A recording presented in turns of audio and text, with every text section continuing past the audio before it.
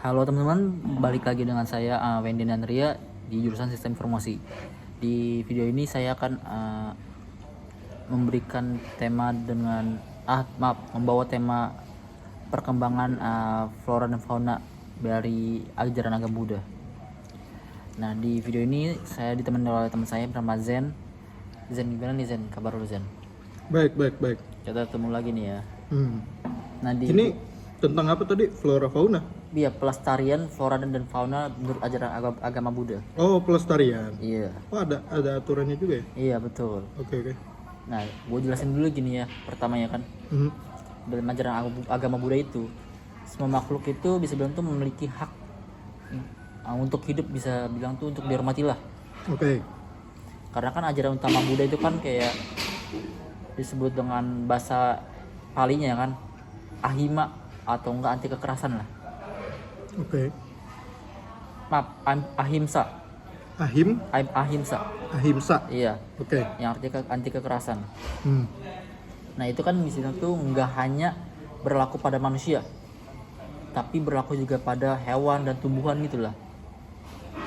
Oke, make sense. Apalagi kan Sang Buddha mengajarkan kita tentang keterkaitan batin antara semua makhluk dan bagaimana semua kehidupan terhubung dalam satu kesatuan gitu loh.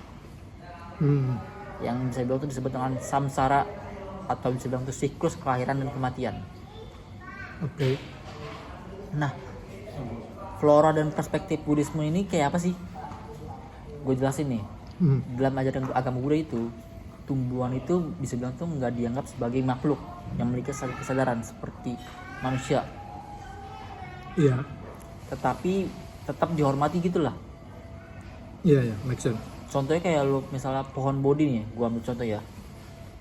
Pohon bodi yang ada di cerita pertama yang gue bilang itu, yang Pangeran Siddhartha dilahirkan di itu ya. Iya. Nah, tempat Buddha itu kan mencapai dengan sempurna ya, hanya sangat dihormati oleh umat Buddha. Banyak wihara dan tempat suci menanam pohon sebagai bentuk simbol penghormatan terhadap alam. Nah, menghancurkan atau merusak tumbuhan itu tanpa alasan bisa bilang itu kan perbuatan yang bertentangan dengan welas asih kan ya. Ya tentang ajaran-ajaran kita ya kan. Apalagi merusak ekosistem juga kan ya. Ya, itu umum. Ya, iya. Nah, fauna dalam ajaran agama Buddha itu kayak hewan nih ya. Kalau di agama Buddha kan diyakini itu kayak makhluk reinkarnasi gitulah, seperti manusia. Oh. Jadi bisa reinkarnasi pohon juga kayak gitu, tumbuhan. Kita bisa bilang tuh kayak hewan lah, kan fauna. Iya, fauna doang ya? Iya, fauna. Floranya enggak. Nah, dalam banyak cerita yang lainnya ya kan, cerita zaman dulu ya. Kisah kelahiran kembali Buddha itu bisa bilang tuh beliau pernah terlahir sebagai hewan. Oke. Seperti kelinci, rusa, bahkan burung gitu lah. Nah, hal ini menunjukkan bahwa hewan itu bisa bilang kita nggak bisa menganggap lebih rendah dari manusia. Hanya berbeda dengan siklus kelahiran kan ya. Nah, umat Buddha kan diajarkan untuk tidak menyakiti hewan, bahkan kayak lebih milih gaya hidup vegetarian lah atau vegan demi menjaga kehidupan makhluk lain. Kan lu kalau misalnya ada yang pernah dengar ya, orang yang makan vegan doang ya kan? Iya, vegan. Iya. Dia sayur-sayuran doang. Nah, itu dia nggak mau membunuh atau menyiksa hewan, dipandang sebagai karma buruk loh. Oke. Karena kan ya dia nggak mau ngebuat karma buruk mereka lah. Nah, praktik nyata dalam ajaran agama Buddha tuh apa aja sih dalam pelestariannya? Banyak komunitas Buddha di dunia yang aktif dalam pelestarian lingkungan. Contohnya tuh kayak di negara Bhutan lah. Lu tau kan negara Bhutan?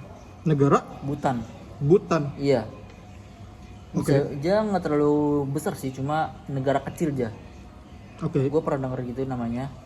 Nah, negara situ kan mayoritasnya kan Buddha ya. Nah, mereka tuh memiliki kebijakan lingkungan yang sangat kuat gak? Contohnya kayak mereka menanam lebih banyak pohon setiap tahun dan melarang untuk melakukan penebangan hutan liar gitu loh. Jadi kayak bagi yang melanggar itu ya dia dapat hukuman gitu lah. Lalu di Thailand dan Sri Lanka para biksu kan sering melakukan kegiatan pelepasan satwa sebagai simbol pembebasan dan kasih sayang gitu. Nah di Indonesia juga ada nih komunitas Buddhis yang juga terlibat dalam gerakan pelestarian juga. Kayak penanaman pohon di sekitar wihara atau menjaga habitat satwa langka seperti orang hutan di Kalimantan gitu. Oke. Nah refleksi dan aksinya itu kayak apa aja sih? Versi apa? Refleksi dan aksinya. Refleksi dan aksi. Iya. Oke. Nah dari ajaran ini bisa bilang tuh kan praktik tersebut kan mengambil kita tuh pelajaran bahwa pelestarian alam bukan hanya tanggung jawab ilmiah atau sosial ya, tapi juga secara spiritual. Spiritual. Iya. Sebagai umat manusia dan lebih khususnya kan kayak umat Buddha ya, sudah seharusnya tuh kayak kita melindungi flora dan fauna kita lah. Oke, itu sebagai bentuk nyata ya kan. Nah kita tuh bisa bilang dari sederhana aja lah, ya dari mengurangi konsumsi daging atau nggak membuang sampah sembarangan, menebang pohon, atau enggak kayak mendukung organisasi pelestarian. Nah pelestarian flora dan fauna ini dalam ajaran Buddha bukan hanya simbolis gitu lah, tetapi merupakan implementasi dari cinta kasih secara universal. Universal ini kan secara keseluruhan ya kan. Jadi kita tuh melakukan cinta kasih kepada tumbuhan, hewan, dan semua makhluk hidup lah. Semua itu bisa menjadi agen perubahan dalam menjaga alam dan semua makhluk hidup itu loh. Oke. Nah dari penjelasan yang gue berikan itu, lo ada pertanyaan gak nih? Oke, gue ada sedikit pertanyaan nih. Satu aja ya. Oke. Nah, ini kan lu kan bilang kan tadi kita harus menjaga flora dan fauna ya. Which is kita jangan disarankan untuk mengurangi makan daging. Jadi jangan terlalu konsumtif ya kan. Nah, gue penasaran nih di dalam Buddha ini apakah agama Buddha itu melarang membunuh hewan sepenuhnya gitu. Oke.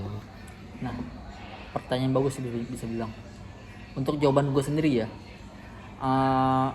tidak secara mutlak lah, tetapi sangat tidak dianjurkan. Sangat tidak dianjurkan. Iya, karena kan membunuh hewan itu menghasilkan karma buruk ya kan. Apalagi kan banyak umat Buddha memilih untuk hidup vegetarian, jadi kayak setidaknya mereka menghindari kekerasan terhadap hewan lah. Dan mengurangi karma buruk mereka. Oke. Itu sih bisa jawaban dari gue sendiri ya. Iya. Dari materi ini lu udah paham belum ya? Lumayan. Oke. Ya, udah cukup paham lah. Gue tutup ya video ini ya. Oke. Itu saja dari video saya. Bagi yang belum jelas mungkin bisa komen di bawah. Terima kasih.